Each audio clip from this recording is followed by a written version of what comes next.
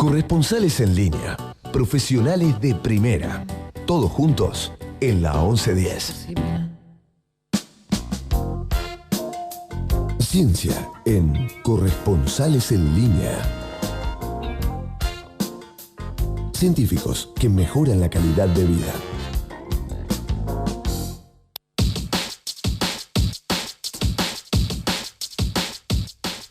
Casi 1000 personas en África Occidental murieron a causa del virus del ébola, convirtiéndose en la mayor crisis en las últimas 4 décadas. La Organización Mundial de la Salud decidió por unanimidad que el brote del virus es una emergencia de salud pública e internacional y recomendó medidas excepcionales para detener su transmisión. Sí, Sofía, parecemos realmente en la Edad Media con este caso. La Organización Mundial de la Salud ha decretado realmente una emergencia internacional. Sí. Y para conocer cuál es el origen, cómo se transmite, cuál es el riesgo de contagio del ébola, en Corresponsales en Línea estamos en comunicación telefónica con el doctor Gabriel Eisenberg. Eisenberg es infectólogo e investigador del Centro de Salud y de Ciencia de la Universidad de Texas. Buenos días, doctor. Desde Buenos Aires lo saludamos. Hola. Buenos días, un gusto hablar con ustedes. Muchas gracias. Doctor, ¿qué es el ébola? ¿Cómo puede calificar a este brote? ¿Es realmente un acontecimiento inusual?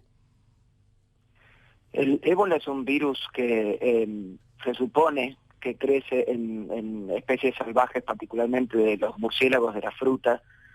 Se lo conoció en la zona del río Ébola, en el área de África Occidental, más o menos a mediados de la década de 1970, cuando, bueno, mucha gente infectada con este virus moría. Estamos hablando de alrededor del 90% de la gente infectada entonces.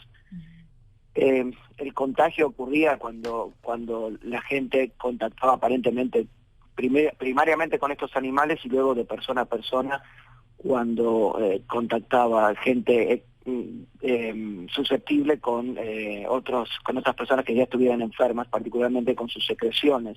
Estoy hablando de orina, materia fecal, sudor, pero no con comida o agua o con secreciones de tipo respiratorias. Así que bueno, esto empezó más o menos en los 70 y ocurre con cierta periodicidad. Epidemias que atacan rápidamente grupos pequeños de población y que, bueno, tenían entonces una alta mortalidad. Sí.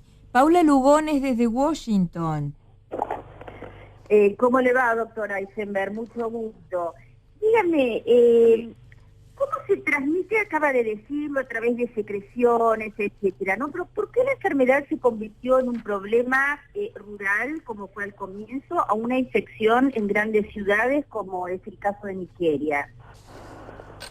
Lo que sucede es que, bueno, lo que cambió es, de hecho, la dinámica de las poblaciones a lo largo del mundo. En los últimos 100 años hubo un viraje de la población de ser predominantemente rural a ser predominantemente desarrollada en el área de ciudades.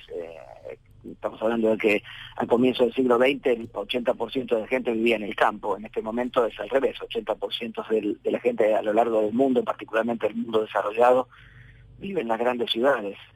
Y esto genera conglomerados de personas y alta probabilidad de contacto entre una persona enferma y una persona susceptible.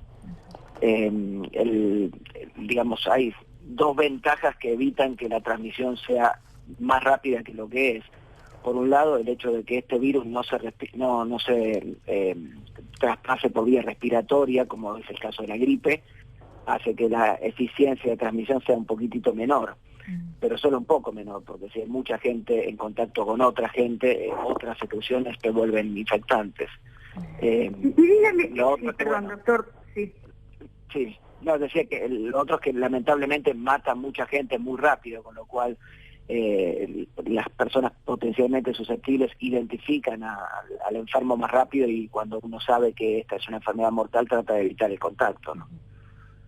Y dígame, doctor, ¿cuáles son los síntomas? ¿Cómo nos damos cuenta que estamos ante una persona que tiene ébola? ¿Y si hay alguna manera de prevenirse? ¿Cómo se previene?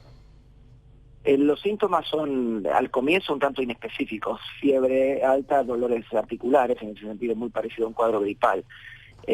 Aparece también dolor abdominal, hay otros síntomas descritos como diarrea o vómitos, bueno, algunos pacientes se quejan de dolores de cabeza, debilidad generalizada. Los síntomas más característicos, más específicos de alguna manera, tienen que ver con la tendencia de los enfermos que sufren de esta enfermedad a sangrar. Entonces aparecen hematomas y digamos, moretones en zonas donde no aparecen, y bueno, lo que uno no ve son los sangrados que ocurren dentro de los órganos, que llevan a que los órganos fallen.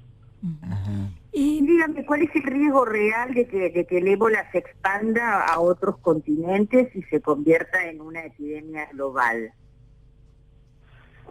En la medida en que uno pueda aislar rápidamente a los pacientes que tienen la enfermedad, que son los que transmiten la enfermedad, a diferencia de otras enfermedades donde uno puede transmitir sin síntomas, la capacidad de control debería ser adecuada. El único inconveniente que uno ve aparentemente en África es que la capacidad de control de infecciones no está sobrepasada. Y los informes del Centro de Control de Enfermedad sugieren que los hospitales en África, lamentablemente, más que centros de aislamiento, se están convirtiendo en centros de amplificación de la enfermedad, porque gente que no tiene ébola va al hospital a ver qué es lo que tiene y contacta con otros que sí tienen ébola y, bueno, terminan contagiándose. En países más desarrollados el control es mejor. Hablando de eso, ¿hay alguna forma de tratamiento? Porque a los pacientes que habían sido contagiados en África, sobre todo médicos y asistentes estadounidenses, los trajeron aquí a los Estados Unidos y dicen que le están dando como una especie de suero milagroso o algo así. ¿Eso es efectivo? ¿Hay una forma de tratamiento que pueda salvar vidas? Digamos, no se ha ensayado en suficiente cantidad de gente como para saber si es efectivo. Lo que sí sabemos es que los 2 enfermos que fueron trasladados desde África hacia Atlanta, en Georgia, recibieron estos anticuerpos desarrollados en el laboratorio contra, los que utilizaron tienen en particular la característica de actuar contra 3 áreas del virus y bueno, aparentemente fueron efectivos. Lo que pasa es que bueno, hay también antes del uso de esta medicina hay pacientes que han sobrevivido sin el uso de esto, por lo tanto no es suficiente Doctor, 2 pacientes que mejoraron para decir que mejoraron por el anticuerpo. Doctor, habla Cristina Vega desde Brasil. ¿Y por qué no lo dan a los pacientes de África? ¿Por qué no entran ahí? En principio porque esto es lo que se llama uso compasivo de un remedio, digamos, para utilizar un remedio de forma masiva hace falta, hay aspectos de tipo ético, moral y por supuesto científicos que hay que tener en consideración.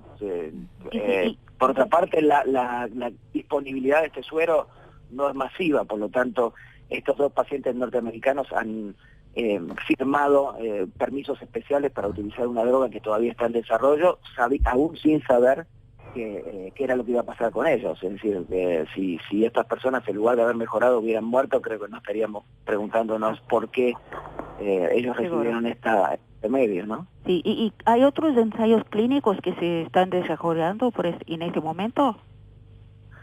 Hay ensayos en etapas tempranas. Tengo entendido que el Centro Nacional de Salud, el NIH, aprobó ya tiempo atrás un presupuesto de $28 millones para el desarrollo de drogas para combatir efectivamente este virus. Lo que pasa es que, bueno, si uno lo piensa, cuando esto no era una amenaza potencialmente global, el apuro para conseguir resultados en este momento empieza a ganar más importancia.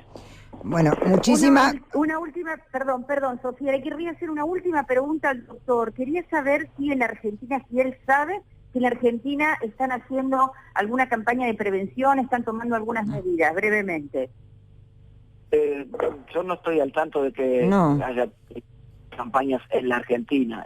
Lo cierto es que, bueno, no es un problema epidemiológico en la Argentina en este momento y parece por ahora hacerlo solamente primordialmente en 4 países de África, Guinea, Sierra Leona, Liberia y en Nigeria.